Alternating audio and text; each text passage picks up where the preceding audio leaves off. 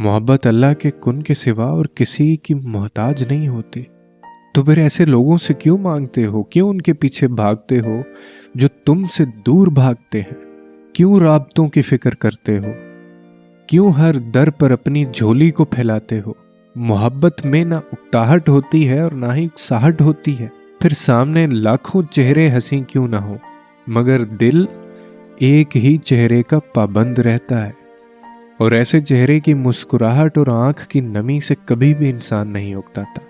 मोहब्बत अता है जो हर किसी के नसीब में नहीं होती, और ना ही तुम किसी को खुद से मोहब्बत के लिए ज़बरदस्ती उकसा सकते हो।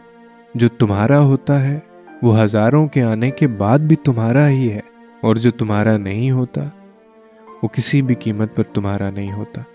तो फिर खुद से ये कैसी जंग है?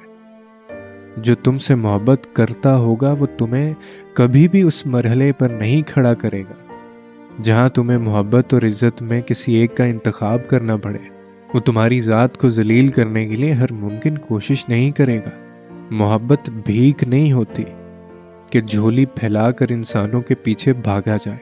मोहब्बत बहुत ही खुददार होती है, जो अल्लाह के सिवा किसी के सामने अपने खाली दामन से पर्दा नहीं हटाती। मोहब्बत करने वाले इज्जत के पाबंद होते हैं। वो भले मोहब्बत कज़ा भी कर दें मगर इज्जत फ़र्ज की तरह अदा करते हैं। जो कहते हैं मोहब्बत में खाक हो जाना चाहिए वो गलत कहते हैं। खाक तो इंसान सिर्फ इश्क में होता है, और इश्क अल्लाह के सिवा किसी से नहीं हो सकता। मोहब्बत इश्क से बहुत मुख्तलिफ चीज़ है। मट्टी मट्टी हो जाना नहीं, बल्कि उस मट्टी को समेट लेना मोहब्बत होती है।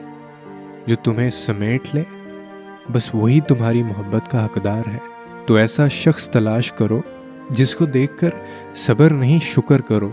उस शख्स के पीछे मत भागो जो तकलीफ देकर अल्लाह तक ले जाए, बल्कि उस शख्स के पीछे भागो जो तुम्हें मोहब्बत देकर अपने साथ अल्लाह की तरफ ले जाए, जिसके सामने इज्जत नफ्स को कुर्बान ना करना पड़े।